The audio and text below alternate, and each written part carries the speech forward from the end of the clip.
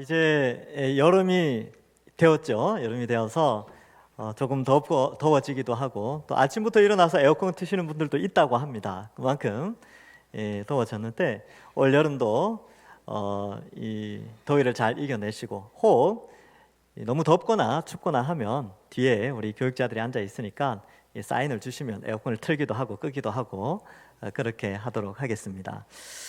우리가 지금 고린도전서를 살피고 있는데요. 이 고린도전서 안에서 많은 이 당시에 있었던 문제들을 알려주는 내용들이 많이 있습니다. 근데 이것이 이 고린도전서 안에 있는 많은 문제들이 오늘날 한국 교회나 이 세계 교회 안에 일어나는 이슈들과 굉장히 밀접하게 연결되어져 있습니다. 그래서 이 성경은 어느 시대에나 역시 객관적인 진리를 선포하고 있다. 이렇게 우리가 인식할 수 있습니다. 복습 한번 해보겠습니다. 우리 고린도전서 복습하겠는데 전체를 오늘 한번 또 살펴보겠습니다. 여러분 그 1장부터 4장까지 내용 기억나십니까? 제가 이제 자주 복습을 해서 대충 아시는 분들이 있을 거예요. 1장부터 4장까지는 누가 똑똑하냐? 이걸 이제 교회 안에서 막 자랑을 했어요. 그래서 나는 바울파야. 나는 아볼로파야. 나는 저기 예루살렘에 있는 베드로파야. 그리고 나는 이것도 저것도 싫다. 나는 직통 계시받는 그리스도파야. 뭐 이런 파들이 나눠져서 교회 안에서 다투었습니다. 근데 사도 바울이 그 소식을 듣고 마음 아파하면서 그 중심에 그 문제를 해결하는 방식 중심에 무엇을 갖다 두었냐 하면 예수 그리스도의 십자가 복음을 딱 갖다 놓고 우리는 바로 십자가로 하나 된 하나님의 백성이다라는 것을 말씀해주고 있지요. 그래서 교회 안에 분열이 있을 때 그 분열을 해결하는 방식은 결국 다시 예수 그리스도의 십자가를 기억하고 회복하는 것이었습니다. 5장 6장은 어땠습니까? 당대의 문화들을 타락한 문화들이 교회 안에 들어오고 있었습니다. 그래서 바울 사도가 교회는 하나님의 백성과 자녀들의 공동체이기 때문에 그 당대의 문화나 이런 것에 물들지 않고 거룩을 유지하기를 원했고요. 또한 우리가 나중에 장차 하나님 나라의 백성으로 통치하는 그리스도를 머리로 그의 몸된 교회로서 발 아래에 있는 세상을 통치하는 자들로 세워지는데 어떻게 세상 사람들에게 송사할 수 있느냐라고 하면서 송사하지 말 것을 교회 자체에서 문제를 해결할 것을 말해주고 있습니다. 7장에 가서는요, 또 너무 이 세상이 타락하니까 우리는 이 타락한 세상과 담을 쌓고 살겠다라고 하면서 또 특별히 결혼에 대해서 아주 부정적으로 약간 수도원 운동 같은 그런 분위기가 있었어요. 그래서 바울 사도가 다시 아니다, 결혼은 소중하다, 결혼은 너무 귀중하다라는 내용으로 이 7장에서 결혼의 귀중함을 말하면서 금욕주의의 잘못된 것들을 기록하고 있습니다. 8장부터 10장까지는 하나로 묶어볼 수 있는데 여기에는 이제 우상의 제물 문제와 우상 숭배 문제가 등장했었죠. 그래서 만약에 우상은 아무것도 아닌데 내가 우상의 제물을 먹는 그 아무것도 아닌 그 음식을 먹는 것 때문에 누군가가 신앙에 있어서 실족을 하게 되면 나는 죽을 때까지 고기 안 먹겠다라고 바울이 말을 했어요. 이 말은 내가 고기를 먹을 수 있는 특권과 권리, 그 맛을 알지만 한 사람의 영혼 구원을 위해서 내가 그것을 포기하겠다라고 할 정도로 한 영혼 구원하는 일에 자신의 권리를 포기하는 것의 아름다움을 나타내고요. 또 9장에서는 사도 바울이 자신의 권리가 있었죠. 자비량이 아니라 자기 교회에서 생활을 할 수 있도록 하였지만 자비량으로 사역을 했던 이유는 한 영혼이라도 더 구원하기 위하여서 그렇게 하였다. 그래서 음식에 대한 권리 포기, 또 사례에 대한 권리 포기를 통하여서 남의 유익을 구했고요. 그 다음에 하나님께 영광을 돌렸고 영혼 구원하는 일에 힘을 썼습니다. 이 내용이 10장 끝부분에 보면 이 세 가지의 결과로 나타나죠. 다른 사람의 유익을 위하여, 또 하나님의 영광을 위하여, 영혼 구원을 위하여 우리 모두도 우리가 가진 권리를 때로는 포기할 수 있어야 된다라는 것이 10장까지의 내용이었고 11장에 가서는 이제 예배 문화와 좀 관련돼 있었어요. 그래서 예배 시간에 복장에 대해서 이야기를 하는데 고린도 교회가 당시 상당히 좀 타락한 문화를 많이 받아들였었어요. 그래서 특별히 이제 그 타 신전에서 입고 있는 여인들의 복장을 좀 화려하니까 그걸 좀 따라했나 봐요. 그래서 예배 드릴 때에 여인들의 복장 문제도 좀 다루고, 또 뿐만 아니라 성만찬의 문제도 다루었는데, 이제 부유한 자들이 음식을 갖고 와서 가난한 자들과 같이 성만찬을 나눠야 되는데, 부유한 자들이 음식 갖고 온 후에 자기들이 배고프니까 지들이 먼저 먹어버렸어요. 그러니까 이 바울 사도가 그렇게 하면 안 된다. 그리고 성찬의 의미는 이런 것이다 라고 하면서 예수 그리스도의 십자가 형벌 대속의 사랑과 그 살과 피의 의미를 설명을 해주는 내용이 11장에 나옵니다. 그리고 이제 12장부터 14장의 내용은 아주 길게 이 세 개의 장으로서 아주 길게 설명하는데, 교회 안의 은사 문제, 직분 문제, 사역 문제. 근데 우리 12장 앞부분에서 살폈지만 은사와 직분과 사역을 바울 사도는 독특하게 성령과 성부와 성자의 사역으로 설명을 해요. 그래서 은사와 직분과 사역이 분리되지 않고 이걸 같은 의미다. 그리고 이 세 가지를 신령한 것이다 라고 말합니다. 그리고 이 신령한 것들에 대해서는 교회가 반드시 알아야 된다. 근데 13장에 가서는 이 신령한 것을 실행함에 있어서는 반드시 사랑이 바탕이 되어야 된다라는 것을 말씀하고 있는 것입니다. 그래서 여러분 교회에서 뭔가 섬기잖아요. 그 섬기는 게 다른 사람을 사랑하기 때문에, 다른 사람의 유익을 위하여, 영혼 구원을 위하여, 하나님의 영광을 위하여 섬겨야 되고, 그 모든 바탕에는 사랑이 있다. 즉 내가 어떤 직분을 감당하고 사역을 감당하고 어떤 은사를 발휘하는 것이 나를 높이고 내가 다른 사람보다 더 나은 사람으로 높아지는 수단으로 은사나 직분이나 사역을 해서는 안 된다는 거예요. 이게 이제 이 12장부터 14장의 주요 내용입니다. 근데 이 부분이 굉장히 중요해요. 왜냐하면 이 12장부터 14장의 문제는 오늘날에도 여전히 교회 안에 갈등을 일으키는 중요한 요소 중에 하나이기 때문에 그렇습니다. 보통 사람들이 왜 시험 들었다, 왜 시험 들어서 교회를 떠난다든지 막 다툰다든지 그렇습니까? 왜 그러냐 하면 인정받지 못해서 그래요.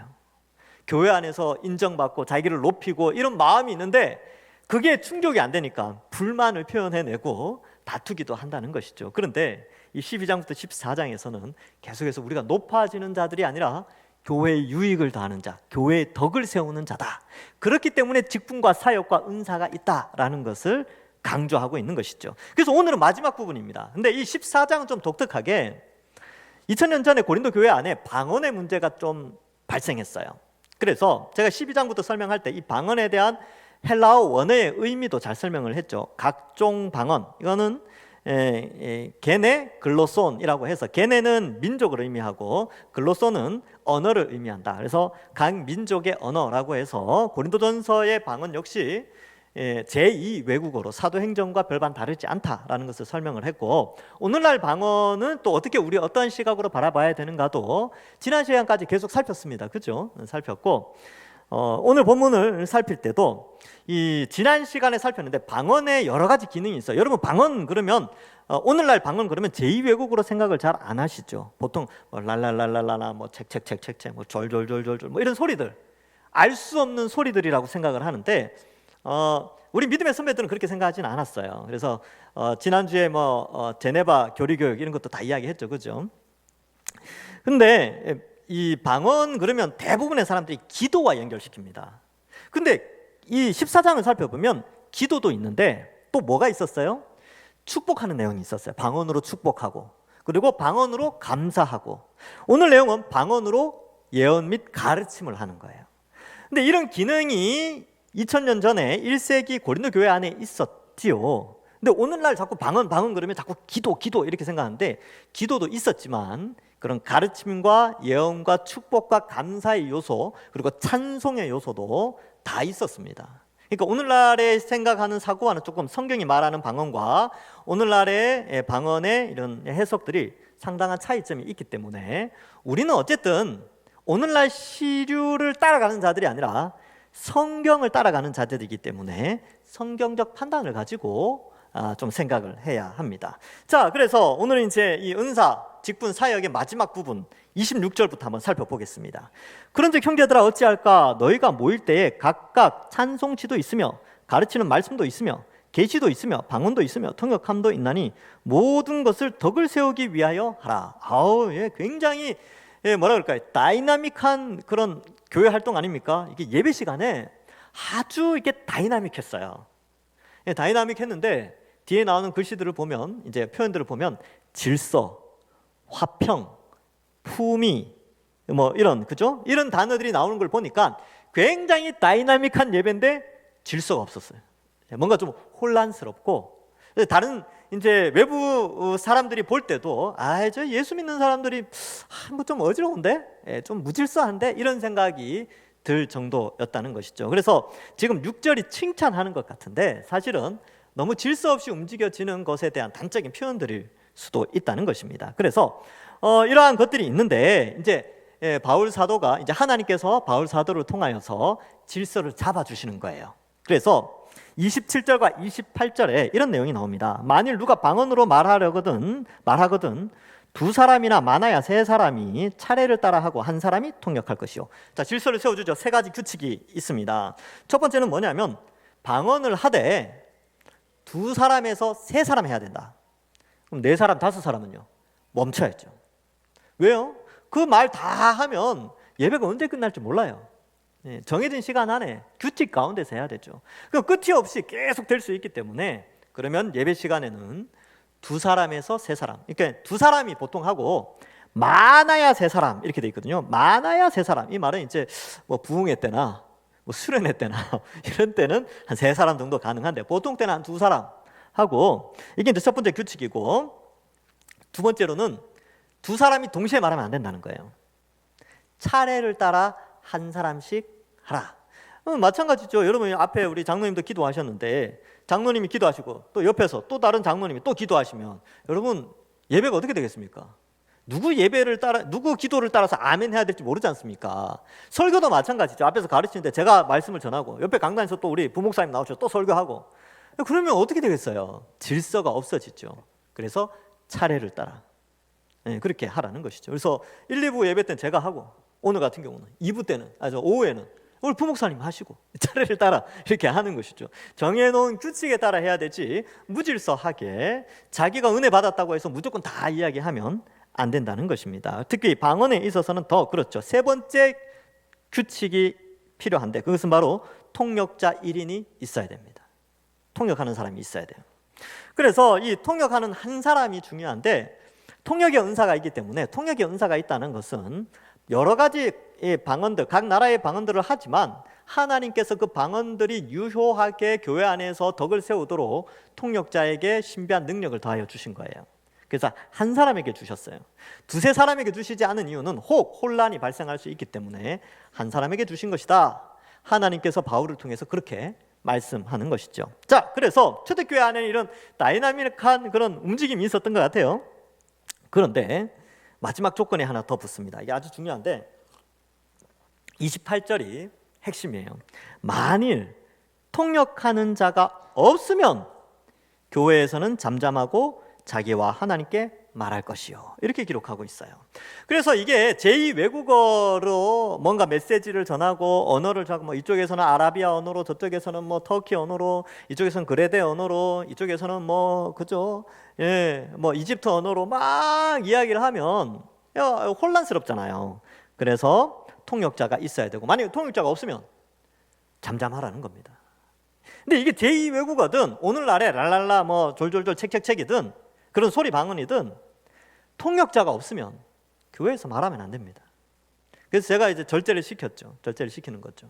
그래서 우리 전통적인 우리 개혁주의 안에서는 이 방언에 대해서 제2 외국어든 소리든 교회에서 하지 않도록 그렇게 하고 있습니다. 근데 이게 뭐 개혁주의가 아니라 성경이 그렇게 말하고 있으니까 성경대로 따라가야 되죠.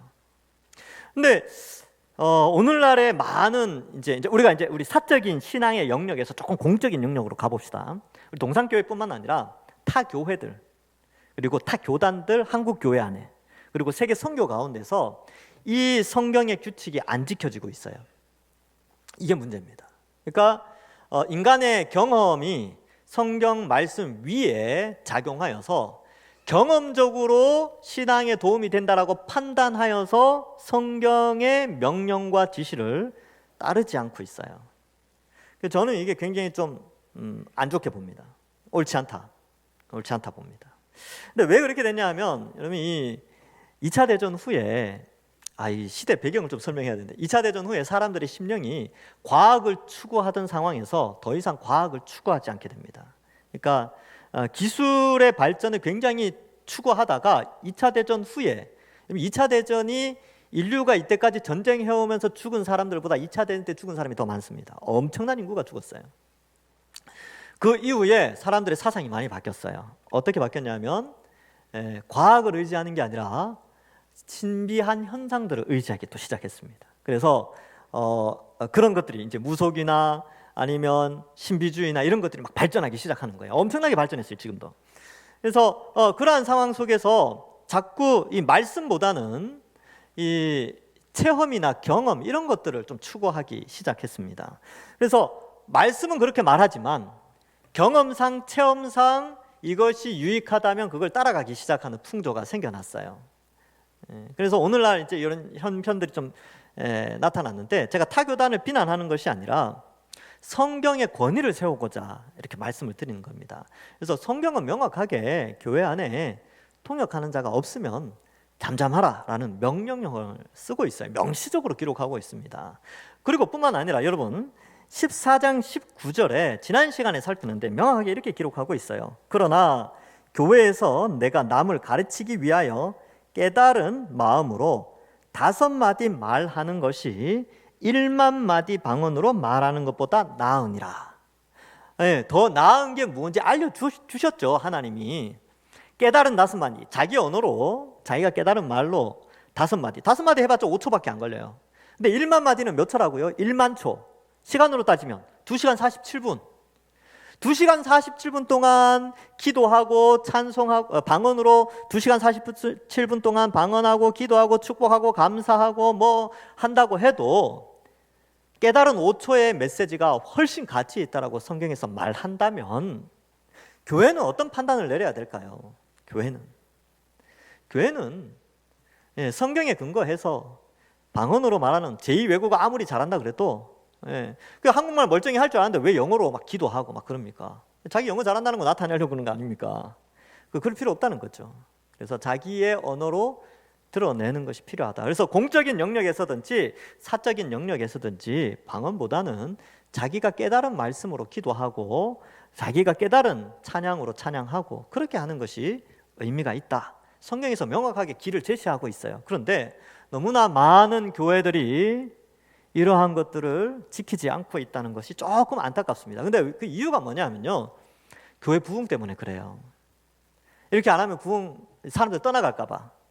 또 이렇게 해야 부흥된다고 가르치고 있는 단체도 많이 있습니다. 제가 그 단체 직접 가봤다니까요. 제가 목회자니까 교회 부흥에 얼마나 관심이 많겠습니까? 그래서 교회 부흥하는 무슨 프로그램 한다 그러면 제가 쫓아갔다니까요.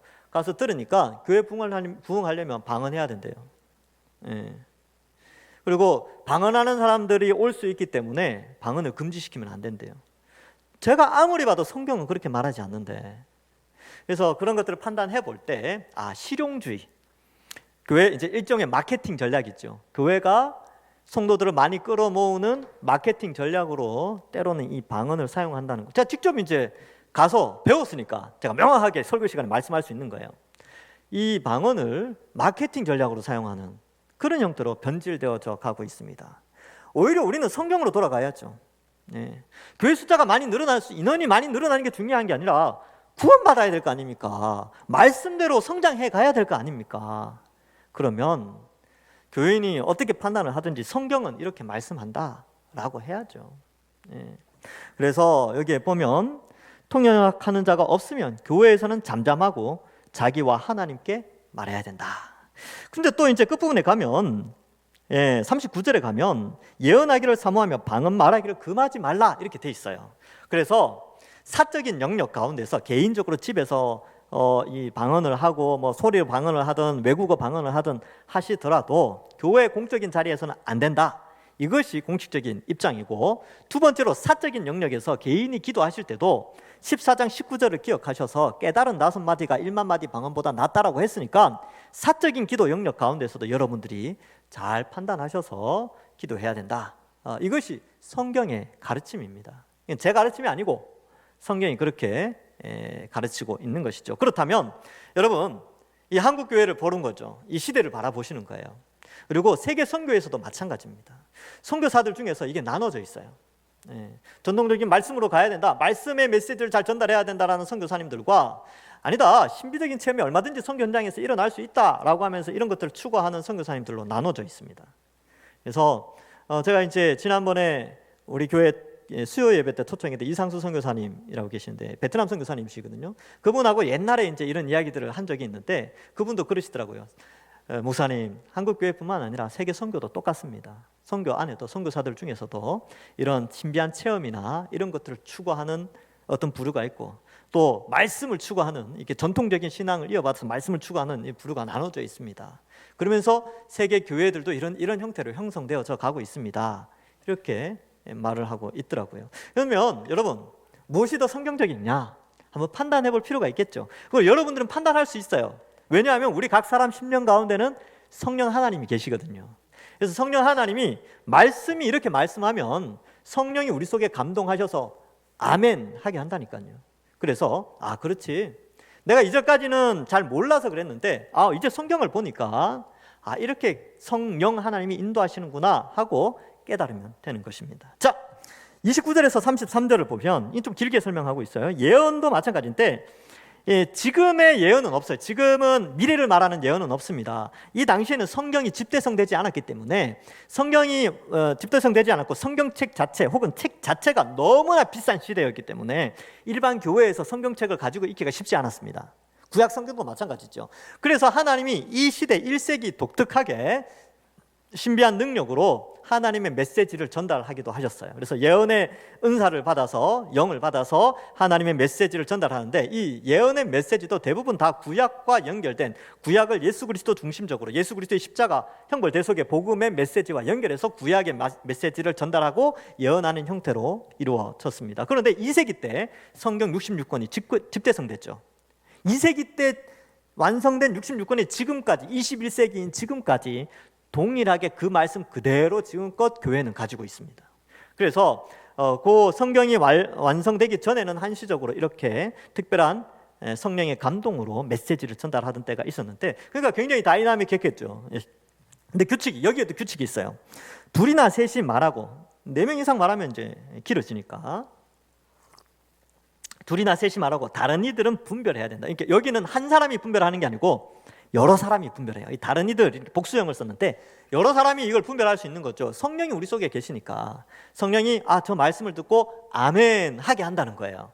그런데 이상한 메시지가 전달되면 이거 이상한데 하고 같이 이야기를 한다는 거예요.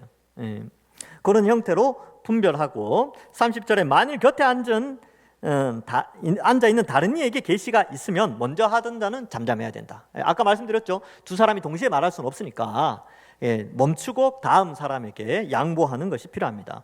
소그룹 성경 공부할 때도 마찬가지죠. 어떤 이 성경의 메시지를 나는 이 말씀을 가지고 이런 깨달음이 있어서 이야기하려는데 옆에서도 나도 이런 깨달음이 있어 하고 막 끼어들고 막 서로 두 사람 같이 이야기하면 모임이 안 돼요. 그래서 잘 들어주는 것도 필요하고 절제하는 것도 필요한 것이죠.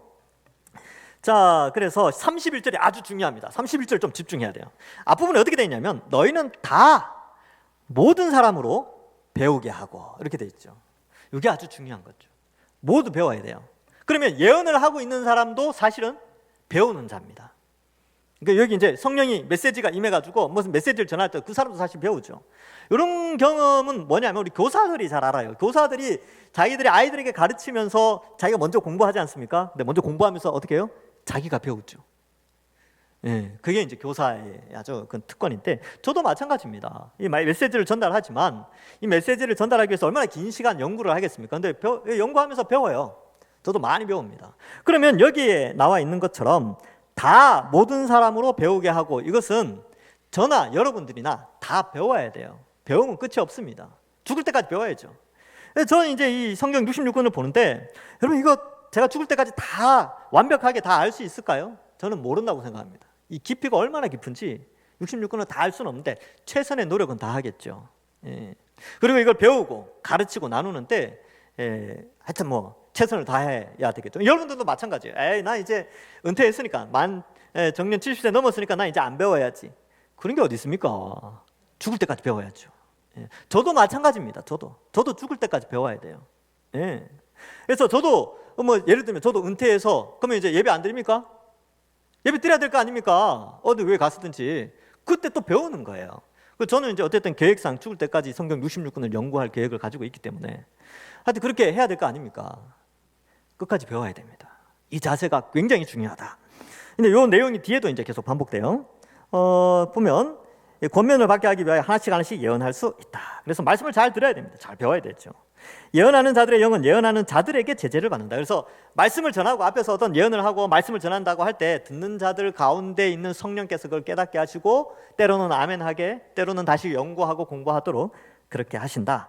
왜 이렇게 하느냐? 왜 이렇게 질서를 두세 사람씩 이렇게 하고 질서를 있게 하느냐 하면 33절에 하나님은 무질서의 하나님이 아니시오 오직 화평의 하나님이시기 때문이다 라는 것입니다. 자, 그래서 교회 예배가 지금 이제 2000년 동안 잘 정립이 되었어요. 1세기 교회는 좀 이런 다이나믹함이 있었지만 좀 어지러운 질서가 잡히지 않은 가운데 있지만 지금은 이제 어느 정도 질서가 잡혀져서 이렇게 찬송도 하고 또 대표로 기도도 하시고 또 이제 메시지 전하고 또 예물도 드리고 또 광고도 하고 그런 형태로 이제 이렇게 잡혀져 있는 것이죠. 자, 그래서 화평의 하나님이 교회를 이끌어 가신다. 이것을 인지해야 합니다. 자, 34절 이하에는 이 33절 뒷부분부터 34절 이하에는 교회 안에 약간의 문제가 있었어요. 그래서 특히 여성도들한테 뭔가 좀 문제가 있었는데 한번 보시면 모든 33절 뒷부분에 모든 성도가 교회에서 함과 같이 여자는 교회에서 잠잠하라. 이 여성 비하 표현이 아니고 여성들도 교회의 한 구성 요소죠. 남성과 같이. 그러니까 이 유대교는 회당에 여자가 들어갈 수 없었어요. 근데 기독교는 예수님 믿는 사람들은 함께 예배를 드렸어요. 함께 예배를 드렸죠. 그런데 모든 성도는 남자와 여자를 포함하는데 특별히 여기에 여자들은 모든 성도와 함께 같이 교회에서 잠잠하고 배워야 된다라는 걸 강조해요. 아마 고린도 교회 안에 일부 여성들이 배우지 않고 아마 신령한 초자연적인 하나님의 영적인 은사로 말미암아 자신을 높이고 배우기보다는 가르치고 남의 말을 듣지 않고 그러한 교만함이 있었던 것 같습니다. 그래서 모든 성도가 교회에서 배움과 같이 여자는 교회에서 잠잠하라. 그들에게 말하는 것을 허락함이 없나니 율법에 이른 것 같이 오직 복종할 것이요. 여기에서는 이제 잠잠할 것을 말하고 또다시 질서에 대한 설명을 하고 있습니다. 질서, 남녀의 질서. 이거는 우열의 차이가 아니라 질서의 차이지요. 여러분, 교회 안에서도 마찬가지입니다. 교회 안에 직분들이 이렇게 있잖아요. 이 직분은 우열을 나타내는 것이 아닙니다. 교회가 잘 움직여지기 위한 질서 체계를 위해서 직분이 주어졌고 잘 섬기라고 직분을 준 것이지 어떤 등급을 나누라고 직분을 주어진 게 절대로 아니에요. 그렇게 판단해서도 안 되고 스스로 그렇게 교만해서도 안 됩니다. 질서죠. 남녀도 마찬가지예요. 이게 우열의 개념을 나타내면 남자가 우월하다 그러면 가부장 쪽으로 가죠. 여자가 더 낫다 그러면 페미니즘으로 갑니다. 그러나 성경은 가부장도 페미니즘도 아니에요. 동일하게 남자든 여자든 다 구원의 백성이요. 그러나 창조 때의 질서, 남자가 먼저 만들어지고 여자가 만들어졌다. 남자가 머리고 여자가 몸이다. 둘이 연합해서 하나가 되는 것이죠. 이러한 형태로 질서 가운데 우열이 아니라 하나님의 존중하는 자세로 질서 가운데 화평케 하기 위해서 질서가 주어졌다라는 것을 강조하는 것이죠. 그래서 이 질서에 대한 회복을 이야기하며 질서를 어지럽혔던 여인들에게 메시지를 전달하고 있습니다. 그 이유는 37절에서 좀 나오는 것 같아요. 일단은 34절 35절에 보면 35절에 만일 무엇을 배우려거든 집에서 자기 남편에게 물을지니 여자가 교회에서 말하는 것은 부끄러운 것이다. 이게 이제 교회 안에서의 문제이기도 한데 사실 이 당시 2000년 전 교회 바깥에도 역시 그러한 의미가 있었어요. 여러분 교육의 기회가 여인들에게 주어진 게 얼마 안 됐습니다. 몇 세기 안 됐어요. 조선시대 때 생각해 보세요. 여인들이 글을 배울 수 있었습니까? 양반집 자녀들이 아니면 거의 못 배웠죠. 2000년 전에는 어땠겠습니까? 거의 힘이 지배하던 시대, 로마 시대죠. 힘이 지배하던 시대. 위대한 철학자들, 학문들 다 남자들이 배웠어요. 그러니까 그러한 사회적 분위기 가운데서 교회 안에서는 여자들이 배우는데 오히려 여기서는 여자들이 막 가르치고 있으니까 사회적인 안목을 봤을 때도 이거 조금 문제가 있을 수 있으니까 절제를 시키고 질서를 잡도록 하는 것입니다. 그래서 이런 표현들을 쓰고 있는 것이죠. 그러면 왜 남편에게 배우라라고 되어 있냐면 우리가 교회에서 뭔가를 배우지 않습니까? 배우는 것이 혹시 남편이 더 뛰어나서 배우라는 개념보다 남편의 허락 아래에서 배움의 자리로 나가라 이런 뜻이 있다는 것이죠. 여기 아마 이제 남편은 예수님 믿지 않은데 자기는 예수님 믿는 분들이 있어요. 그러나 다 성경의 권위대로 표현한다면 이런 거죠. 남편에게 허락을 받고 교회에 오도록, 남편 몰래 오는 게 아니고 남편이 알도록, 남편이 당신 교회 나가시오 괜찮아요 하면 교회 오는 거죠. 근데 끝까지 반대하고 막 그러면 기도해 봐야 됩니다. 그거는. 그래서 이건 왜냐하면 질서의 문제예요. 남편의 우선성을, 남자의 우선성을 설명하지만 이게 우열의 개념이 아니라 그랬어요. 질서 때문에 그렇다. 그래야 가정도 화평해지고 또 교회 안에서도 질서가 잡히게 되기 때문에 그렇습니다. 그래서 하나님의 말씀이 이제 왜 이런 표현을 썼는지 36절과 37절에 나와요. 자, 하나님의 말씀이 너희로부터 난 것이냐, 이 너희는 여인들을 말해요. 또는 너희에게만 임한 것이냐. 37절 보니까 만일 누구든지 자기를 선지자나 혹은 신령한 자로 생각하거든 내가 너희에게 편지하는 이 글이 주의 명령인 줄 알라. 그러니까 이 여인들 가운데에서 말씀이 임하니까 말씀을 전하겠죠. 근데 이 사람들이 우리는 이제 선지자야, 우리는 더 신령한 자야, 우리는 저 남자들보다 더 괜찮아, 아니면 저기 있는 다른 여자들하고는 우리는 급이 달라 라고 자꾸 생각을 했다는 거예요. 더 신령한 자다, 나는 여선지자다, 이렇게 자꾸 생각을 하니까 아니, 잠잠해라. 그렇게 자신을 드러내고 자신을 높이는 것은 교회에서 허락되지 않았다. 잠잠하라. 여러분, 이 14장 뒷부분에서 계속 반복되는 단어가 잠잠하라는 거예요. 왜요? 화평의 하나님이 질서를 잡고 계시는 겁니다. 이거는 하나님의 명령이에요. 그래서 이러한 표현들을 쓰고 있다.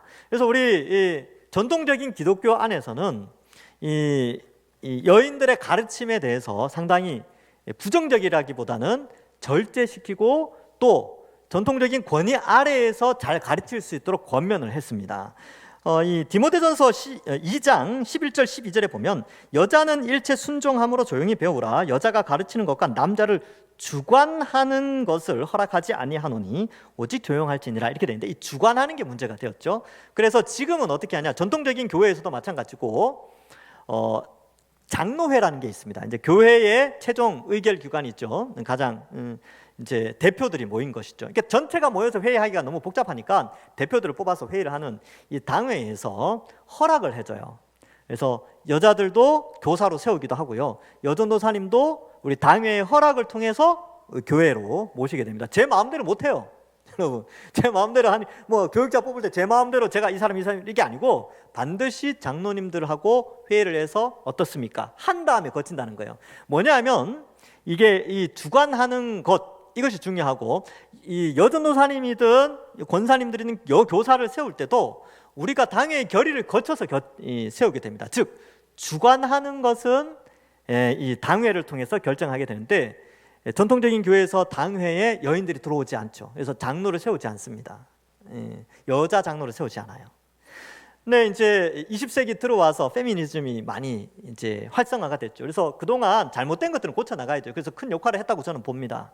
그래서 그동안 이게 불평등했던 것들을 바로잡는 일에 페미니즘이 어느 정도 역할을 했지만, 그러나 성경의 진리에서는 벗어나서는 안 되는데 성경의 틀까지 벗어나서 여자 장로를 세우고 여자 목사를 세워서 하는 것은 이게 주관하는 문제가 발생하기 때문에 이건 조금 좀 고려해봐야 되지 않을까, 이런 의미도 있습니다. 이게 우열의 문제가 아니라 질서 때문에 그렇습니다. 그래서 질서를 좀 이렇게 좀 생각하는 게 어떨까. 그래서 우리 교단에서는 아직까지 여성분들에게 장로나 혹은 목사 안수를 주지 않고 있는 이유가 여기에 있습니다. 좀 보수적이긴 하죠. 그러나 말씀은요, 최대한 보수적인 게 제일 안전합니다. 구원에 있어서 안전해요. 그래서 그러한 것들 때문에 있구나, 이게 이것도 이제 약간 교단적인 차이가 있구나, 이렇게 생각하시면 되겠고요. 어쨌든 질서로 화평하여 잘 섬기도록 하는 것이니까 우리 여성분들이 기분 나빠하시면 안 돼요. 기분 나빠하시면 안 돼요. 왜요? 그래서 주의 명령인 줄 알라, 이렇게 되어 있고, 그다음에 질서를 세우는 것이지 더 낫고 더 낫지 않음, 우열의 개념이 아니라는 것을 계속해서 말씀하고 있습니다. 그래서 질서대로 교회가 평안하도록 하기 위함이니까 이해하시면 되고요. 만일 누구든지 알지 못하면 그는 알지 못한 자니라. 이게 무슨 말이야? 이렇게 생각할 수 있는데, 앞에 지금 바울 사도가 쭉 설명했던 것들을 이해하지 못하고 혹은 받아들이지 않는 자들은 알지 못하는 자고, 그러니까 알지 못하니까 알지 못한 자다 이렇게 표현하는 것이죠. 그래서 우리 속에 성령이 계시지 않습니까? 성령 하나님이 계시니까 성령 하나님께서 말씀을 통하여 깨닫게 하신 것에 아멘 하면 돼요. 그러니까 하나님 질서대로 가면 되는 겁니다. 성경에 기록된 대로 그냥 성경이 가는 대로 가면 되고, 성경이 멈추면 멈추고, 성경이 우회전하면 따라가면 되는 거 우회전하면 되고, 성경이 좌회전하면 좌회전 따라가면 되는 겁니다. 괜히 살을 붙인다든지 했다가 이 말씀을 왜곡하면 안 되니까 성경대로 가는 것이 중요하다. 근데 여기서 이제 제가 강조하는 것은 여인들이 배워야 되죠. 그 남자들은 안 배워도 됩니까? 남자들도 배워야죠. 다 같이 배워야 돼요. 근데 여기 이제 요 상황 때문에 그랬죠. 그 당시에 내가 더 신령하고 내가 더 선지자고 그죠? 말씀이 나로부터 났다 이렇게 주장하는 자들이 있었기 때문에 특별히 이 부분을 말하는데, 우리는 다 배워야 됩니다. 목사인 저도 계속 배워야 돼요. 아까도 말씀드렸다시피 죽기 전까지 시력이 없어지지 않는 한, 앉아 있을 수 있는 한, 누워서는 보기 힘들더라고요. 앉아 있을 수 있는 한 저는 끝까지 배워야 됩니다. 같이 배워 나가셔야 되는 거예요. 남녀 구분할 거 없어요. 다 같이 배웁시다. 아멘. 이건 아주 중요한 거죠. 그래서 앞에서 31절에도 너희는 다 모든 사람으로 배우게 하고, 우리 다 포함하는 거예요. 그리고 여기에도 이제 38절까지도 그렇게 반합니다. 결론 39절 40절. 그런즉 내 형제들아 예언하기를 사모하며, 왜요? 다른 사람을 가르치고 교회의 유익을 세울 수 있기 때문에 그렇고, 이 예언은 미래를 예언하는 그런 무당과 같은 그런 일들이 아니라 그랬어요. 말씀의 예언의 말씀을 가르치는 것을 의미하고, 방언하기를 금하지 말라. 안 돼 이게 아니고, 그냥 사적인 영역에서, 공적인 영역에서는 통역이 없으면 안 해야 됐죠. 사적인 영역에서도 개인적으로 하는 건 어쩔 수 없지만, 그러나 19절을 생각해서 본인이 깨달은 말로 하는 것이 더 중요하다, 이것을 또 말씀하고 있습니다. 그래서 40절에 모든 것을 품위 있게 하고 질서 있게 하라. 이 품위라는 단어가 단정함 그리고 질서 있음, 이게 우리끼리 단정함이 아니고요, 외부에 있는 사람들이 볼 때에도 단정함이에요. 교회는 참 질서가 있구나. 그래서 불신자들이 보면서 교회는 그래도 어느 정도 이렇게 조직이 다 있고 다 이렇게 뭔가 질서 있게 움직이는구나, 예배가 참 안정돼 있구나, 이런 인식이 있어야 된다는 것이죠. 이 단정함이에요. 그래서 이러한 품위가 있고 질서 있게 움직여지는 것이죠. 말씀을 맺습니다. 여러분, 오늘날 우리가 개인 사적인 영역에서의 신앙도 많이 고민하지만, 공적인 영역에서의 신앙, 우리의 신앙은 어쨌든 공적인 영역 안에서 개인의 사적인 영역의 신앙이 자라가기 때문에 이 공적 영역도 생각하는데, 특히 동산교회 또 한국교회, 세계교회 가운데에서 이러한 이 방언에 대한 문제, 은사에 대한 문제와 특히 배움에 대한 문제, 그리고 이 배움에 대한 질서의 문제, 이것들을 우리가 같이 한번 해봤으면 좋겠습니다. 그래서 무엇이 올바른 교회인가? 하나님이 이 말세 때에, 주님 오실 날이 멀지 않았는데 이 마지막 때에 하나님이 기뻐하시는 교회는 어떤 교회인가? 무엇이 더 성경적인 교회인가? 함께 고민하고, 여기 앉아 계신 모든 분들이 함께 정말 하나님이 기뻐하시는 성경적 교회로 우리가 같이 세워나가고 배워가고 함께 섬기며 덕을 세우시는 우리 모든 주의 백성들 되기를 주님의 이름으로 간절히 축원합니다. 기도하겠습니다. 하나님 감사합니다. 오늘 이 은사에 대해서, 직분에 대해서, 사역에 대해서 살피면서 주님의 몸된 교회의 덕을 세우기 위하여 어떻게 우리가 바른 판단을 할지 깨닫게 하시니 감사합니다. 무엇보다도 배우는 자들로 우리 모두 세워지게 하시고, 잘 배우고 잘 섬기고 잘 가르쳐서 진리를 수호하고 영혼을 구원하는 교회의 덕을 세우고, 또 교회를 온전한 길로 이끌어가는 우리 모든 주의 백성들 될 수 있도록 축복하여 주옵소서. 감사드리옵고 예수님의 이름으로 기도하옵나이다. 아멘.